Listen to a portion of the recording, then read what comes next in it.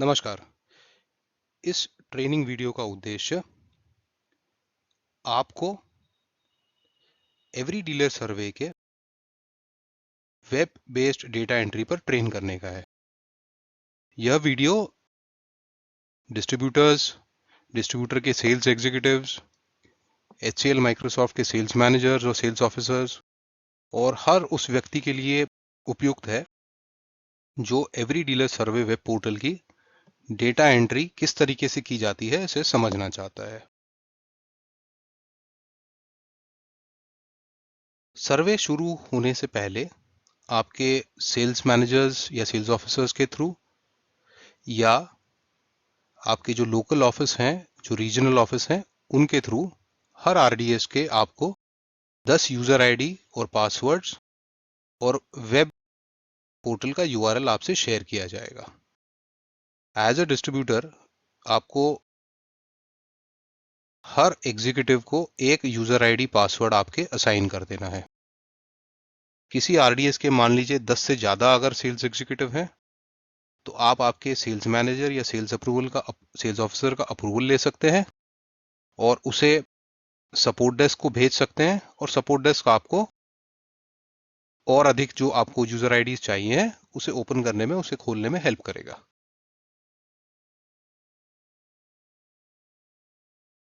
Every dealer सर्वे की जो data entry है वो 3 टुकड़ों में बटी हुई है: बिल्ड डीलर्स, अनबिल्ड डीलर्स और न्यू डीलर्स। अब हम समझते हैं कि ये क्या है। बिल्ड डीलर्स ऐसे दुकानदार हैं जो आपसे पिछले कुछ महीनों में लगातार आपसे माल खरीद रहे हैं। आपके जो ईडीएस में आपको सर्वे करना है, ये सबसे अधिक डीलर बिल डीलर्स में आएंगे और इन बिल डीलर्स की जो डेटा एंट्री है ये आपको एवरी डीलर सर्वे की जो ऐप है उसके थ्रू डेटा एंट्री करनी है। एवरी डीलर सर्वे के ऐप के थ्रू डेटा एंट्री कैसे की जाती है यह समझने के लिए ईडीएस ऐप का जो ट्रेनिंग वीडियो है उसे आप रेफर कीजिए। इस पर्टिकुलर वीडियो में हम आपको समझाने वाले हैं कि अनबिल्ड डीलर्स और जो न्यू डीलर्स हैं इनकी डेटा एंट्री वेब के थ्रू कैसे होती है। अनबिल्ड डीलर क्या है? अनबिल्ड दुकानदार हैं जो पहले आपसे कुछ महीनों पहले तक माल खरीदते आए हैं, मगर पिछले 5-6 महीनों में इन्होंने आपसे माइक्रोसॉफ्ट मोबाइल फोन्स नहीं खरीदे हैं। और न्यू डीलर्स ऐसे डीलर हैं जो बिल्कुल ही नए डीलर हैं, जिन्होंने या तो मोबाइल का बिजनेस नया नया शुरू किया है या ऐसे दुकानदार हैं जो पहले से ही माइक्रोसॉफ्ट की मोबाइल्स नहीं रखते हैं।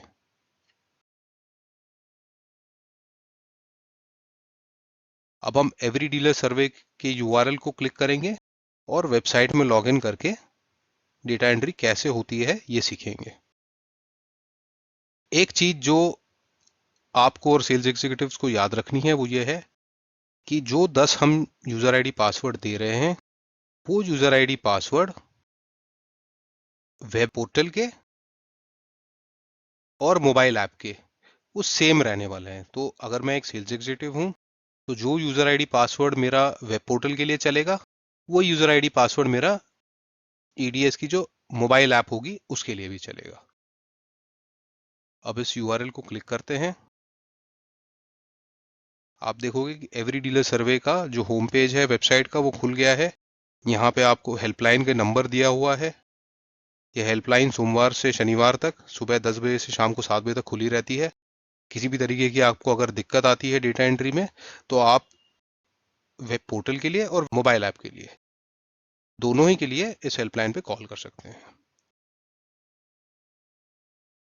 अब मैं एक यूजर आईडी पासवर्ड डालूंगा।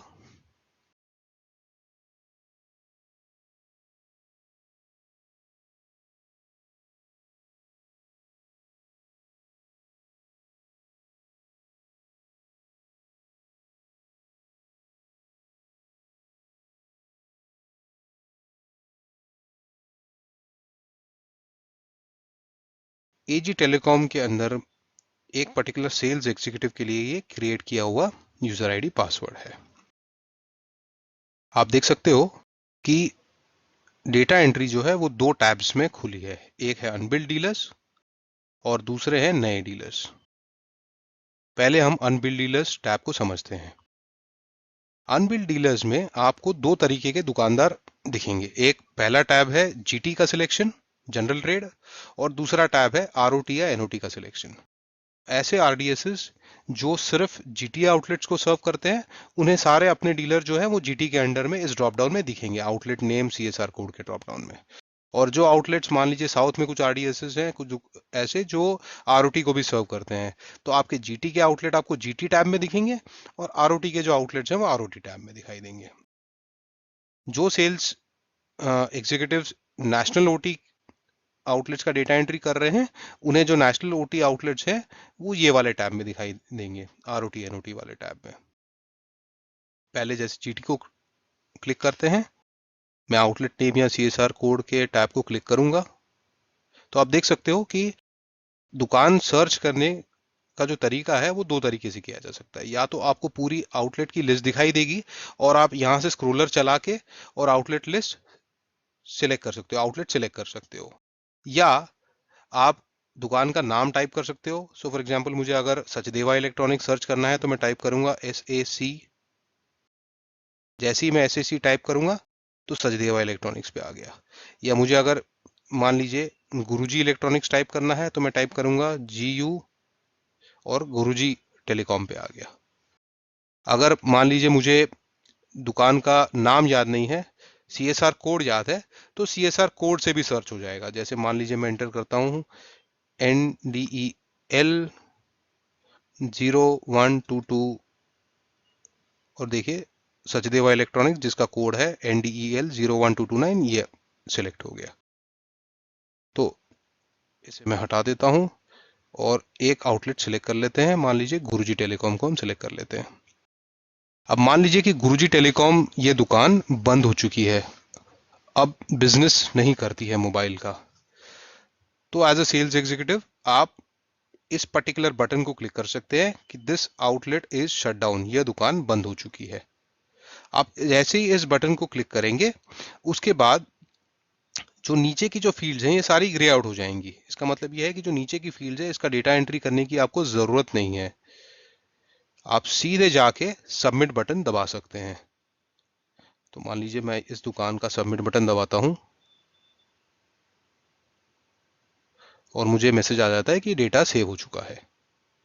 ये डेटा जो सेव हुआ है ये आपके सेल्स मैनेजर या सेल्स ऑफिसर के अप्रूवल के लिए जाएगा। उस प्रोसेस को थोड़ी देर में देखते हैं, फिलहाल हम डेटा एंट्री समझ लेते हैं। अब मान लीजिए मैं इस ड्रॉप डाउन में जाता हूं और अगली दुकान सिलेक्ट करता हूं, कक्कड़ इलेक्ट्रॉनिक्स, और इस दुकान के लिए मुझे अब डेटा एंट्री करनी है।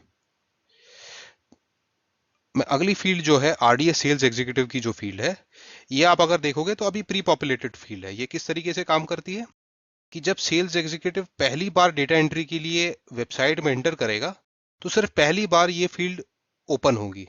अब जैसे मैं पहला दुकान जब मैंने एंट्री की तो मैंने अपना नाम डाल दिया एज अ सेल्स एग्जीक्यूटिव विशाल, और उसके बाद मुझे दोबारा से ये टाइप करने की जरूरत नहीं है, ये अपने आप यहाँ पे प्री पॉपुलेट होके आ जाती है। मैं सीधे चले जाऊंगा आउटलेट ओनर के नाम पे, और मान लीजिए एक दुकानदार है जिनका नाम है इरफान खान, और इनके लिए मैं डेटा एंट्री कर रहा हूँ। इरफान खान मैंने नाम सेलेक्ट किया और इस पर्टिकुलर स्क्रीन में टैब बटन्स भी चलते हैं। मान लीजिए मैंने टैब सेलेक्ट कर लिया। अगला फील्ड मोबाइल नंबर का है। यहाँ मुझे याद रखना है कि मुझे एक 10 डिजिट का नंबर डालना है, और मोबाइल नंबर भारत में 9, 8 या 7 से शुरू होते हैं, यही सिर्फ वैलिड नंबर्स होते हैं। तो मैं एक नंबर डाल दूंगा। अगला फील्ड है अल्टरनेट मोबाइल नंबर का। अगर दुकानदार का कोई अल्टरनेट मोबाइल नंबर है तो आप इसे डाल सकते हैं, ये एक नॉन मैंडेटरी फील्ड है। अगर अल्टरनेट मोबाइल नंबर नहीं है तो आप आगे बढ़ के ईमेल एड्रेस डाल सकते हैं। अब मैं यहाँ इरफान जी का ईमेल एड्रेस डालूंगा।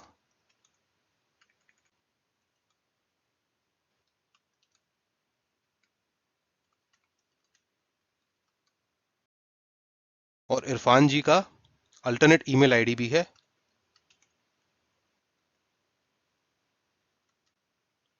उसे भी मैं एंटर कर दूंगा। अगली फील्ड पे आ जाऊंगा टैब दबाते हुए, जो कि स्टेट की फील्ड है। अब ये जो स्टेट, डिस्ट्रिक्ट, तहसील, तालुका या टाउन विलेज जो लिए गए हैं, ये 2011 सेंसस के हिसाब से लिए गए हैं।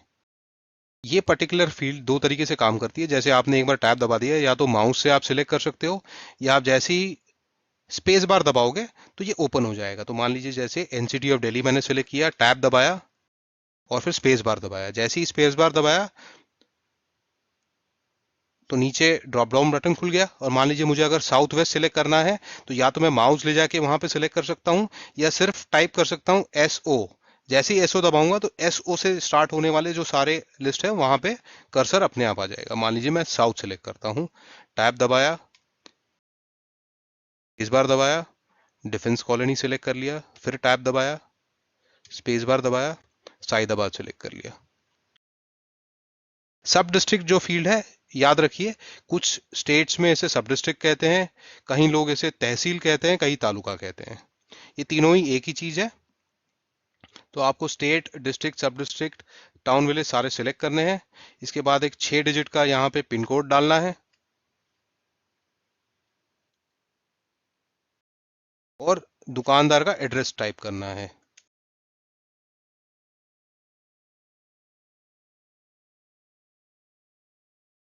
एड्रेस टाइप कर दिया, उसके बाद में आपको प्राइवेसी पॉलिसी की लिंक क्लिक करनी है, प्राइवेसी पॉलिसी पढ़नी है, उसके बाद बंद करके प्राइवेसी पॉलिसी के चेकबॉक्स को टिक कर देना है। ये होने के बाद में मान लीजिए डेटा एंट्री गलत हुई है और आप क्लियर करना चाहते हैं, तो या तो क्लियर का बटन दबा सकते हैं, तो उससे जो भी डेटा एंट्री आपने की है वो क्लियर हो जाएगी। और नहीं, अगर आप सबमिट करना चाहते हो तो आप इसे सबमिट बटन दबा देंगे। जब आप सबमिट बटन दबाओगे तो उसके बाद में डेटा सेव हो जाएगा और आपके सेल्स मैनेजर या सेल्स ऑफिसर के पास अप्रूवल के लिए चला जाएगा। इस तरीके से आप जो भी आपके अनबिल्ड आउटलेट्स हैं उनकी डेटा एंट्री आउटलेट का नाम सिलेक्ट करते हुए इस डेटा को भरेंगे, और ये आपको अनबिल्ड आउटलेट टैब में दिखेगा। जो नई दुकानें आपके एरिया में हैं उन नई दुकानों के लिए आपको data entry new outlet tab में करनी है। न्यू आउटलेट टैब में अगर आप एक जीटी आउटलेट खोल रहे हो तो आप जीटी सिलेक्ट करोगे, अगर आप एक एनओटी आउटलेट खुलवाना चाहते हो तो आप उसे एनओटी आरओटी सिलेक्ट करोगे। आउटलेट का नेम एंटर करोगे आप, मान लीजिए दुकान एक खुली हुई है विशाल स्टोर्स के नाम से। उसके बाद में मैं दुकान के जो मालिक हैं उनका नाम डालूंगा, मान लीजिए विशाल खंडेलवाल उनका नाम है। आउटलेट ओनर का मोबाइल नंबर डालूंगा जो कि 10 डिजिट का होना चाहिए, 987 से शुरू होगा, 9, 8 या 7 से।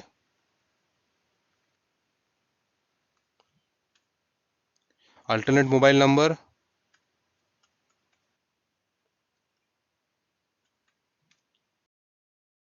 शॉपकीपर का ईमेल आईडी,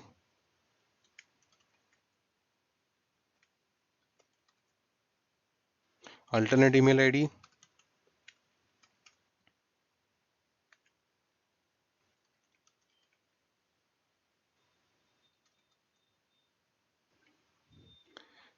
शॉपकीपर का स्टेट सिलेक्ट करूंगा। एक चीज आप नोट कर सकते हैं कि अगर आप देख रहे हैं कि जैसे एजी टेलीकॉम की मैं डेटा एंट्री कर रहा हूं तो मुझे इंडिया के सारे स्टेट्स नहीं दिखाई दे रहे हैं। ये जिस तरीके से आपको दिखाई देगा, जिस किसी स्टेट के आप आरडीएस हो वही स्टेट आपको सिर्फ दिखाई देगा। और सेम चीज आपकी आउटलेट नेम्स में भी होती है कि आउटलेट के जो नाम है वो सिर्फ आपके जो आउटलेट नाम है एज एन आरडीएस वही आपको दिखाई देंगे, दूसरे आरडीएस के आपको नहीं दिखाई देंगे। इससे होता यह है कि आपके जो सिलेक्शन है वो आसान हो जाते हैं। मैंने स्टेट, डिस्ट्रिक्ट, सब डिस्ट्रिक्ट, टाउन, विलेज सेलेक्ट कर लिया, पिन कोड एंटर कर दिया, दुकानदार का एड्रेस डालूंगा अब,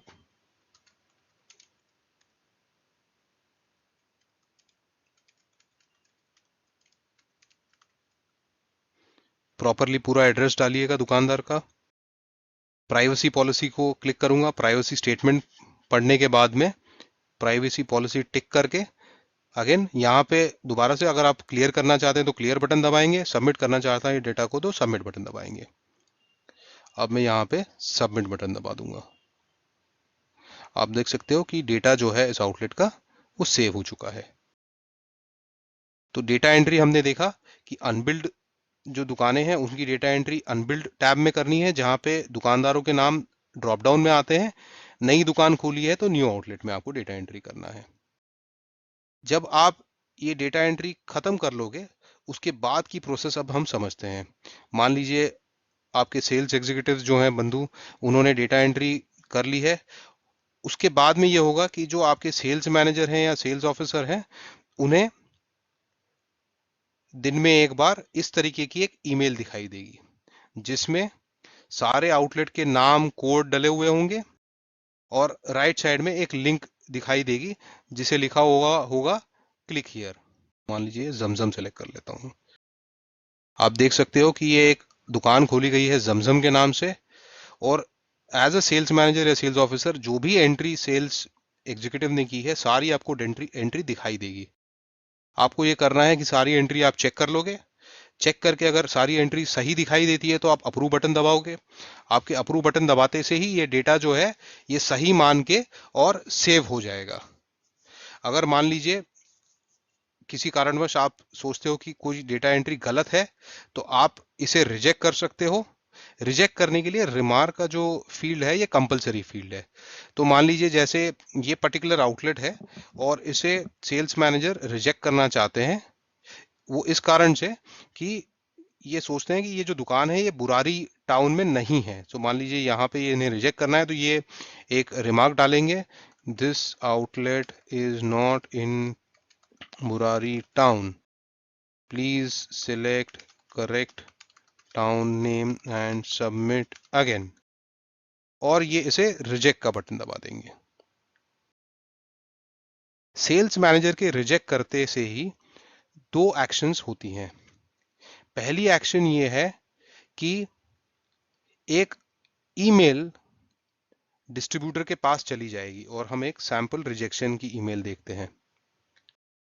इस तरीके की एक ईमेल आरडीएस के पास में तुरंत आ जाएगी, जिससे आरडीएस को ये पता चल जाएगा कि ये आउटलेट कोड के नाम से ये जो दुकान है यूआर टेलीकॉम, मेरे सेल्स मैनेजर ने या मेरे सेल्स ऑफिसर ने रिजेक्ट कर दी है, और ये जो इन्होंने रिजेक्ट की है इसका कारण क्या है। कि ये पर्टिकुलर जो आउटलेट है ये इसलिए रिजेक्ट की गई है कि सेल्स मैनेजर ने लिखा है कि Microsoft furniture is available, please री एंटर। तो ये पहली एक्शन हुई कि डिस्ट्रीब्यूटर को एक ईमेल आई, जिससे डिस्ट्रीब्यूटर को ये पता चल जाएगा कि ये पर्टिकुलर आउटलेट मेरे सेल्स मैनेजर या सेल्स ऑफिसर ने रिजेक्ट कर दी है। इसके अलावा जो दूसरी एक्शन होगी वो ये है कि जो भी रिजेक्टेड आउटलेट होगी वो दोबारा से आरडीएस के ड्रॉप डाउन में, जैसे मान लीजिए एक अनबिल्ड आउटलेट है और सेल्स मैनेजर ने रिजेक्ट कर दी है, वो दोबारा से यहां ड्रॉप डाउन में दिखाई देने लग जाएगी। या मान लीजिए एक आरओटी अनबिल्ड आउटलेट है जो सेल्स मैनेजर ने रिजेक्ट कर दी है, वो यहाँ पे आरओटी के टैब में दोबारा से आउटलेट दिखाई देने लग जाएगी। जब सेल्स एग्जीक्यूटिव उस आउटलेट को मान लीजिए क्लिक करेगा, तो पहले जो डेटा भर के सेल्स एग्जीक्यूटिव ने सबमिट किया होगा सेल्स मैनेजर को, वो सारा डेटा अपने आप प्री पॉपुलेट होके आ जाएगा। सेल्स एग्जीक्यूटिव उसके बाद ये कर सकता है कि मेल देख लिया कि रिजेक्शन का क्या कारण डाला हुआ है, कि अच्छा फलाना फलाना रीजन सेल्स मैनेजर ने लिखा हुआ है। उसके बाद वो उस पर्टिकुलर रीजन के पास चला जाएगा। जैसे मान लीजिए इस केस में टाउन विलेज गलत है, टाउन विलेज पे जाएगा, सही टाउन विलेज सिलेक्ट करेगा और उसके बाद दोबारा से सबमिट कर देगा। सेल्स एग्जीक्यूटिव के एक रिजेक्टेड आउटलेट को सबमिट करने के बाद फिर दोबारा से वही प्रोसेस फॉलो होगा कि वो आउटलेट फिर अपने सेल्स मैनेजर के पास में अप्रूवल के लिए आएगा, और सेल्स मैनेजर एक बार उसे अप्रूव कर देते हैं तो उसके बाद वो आउटलेट का जो डेटा है वो सबमिट हो जाएगा। इस तरीके से आपको जो आपके सारे अनबिल्ड आउटलेट या न्यू आउटलेट्स हैं उनकी डेटा एंट्री इस वेब पोर्टल में करनी है। आरडीएसएस को एक बात का ध्यान रखना है कि जितने भी आउटलेट आपको असाइन किए गए हैं अनबिल्ड आउटलेट में और इवन बिल्ड आउटलेट में जो आपको वेब ऐप में दिखने वाले हैं, सर्वे पीरियड के दौरान आपको सभी आउटलेट्स का जो डेटा एंट्री है उसे कंप्लीट करना है। एक बार आपकी जैसे दिन की डेटा एंट्री खत्म हो जाती है, उसके बाद में आप लॉग आउट बटन को दबा के और इस वेबसाइट से आप लॉग आउट कर सकते हो। मेरी ओर से बस अभी इतना ही। धन्यवाद।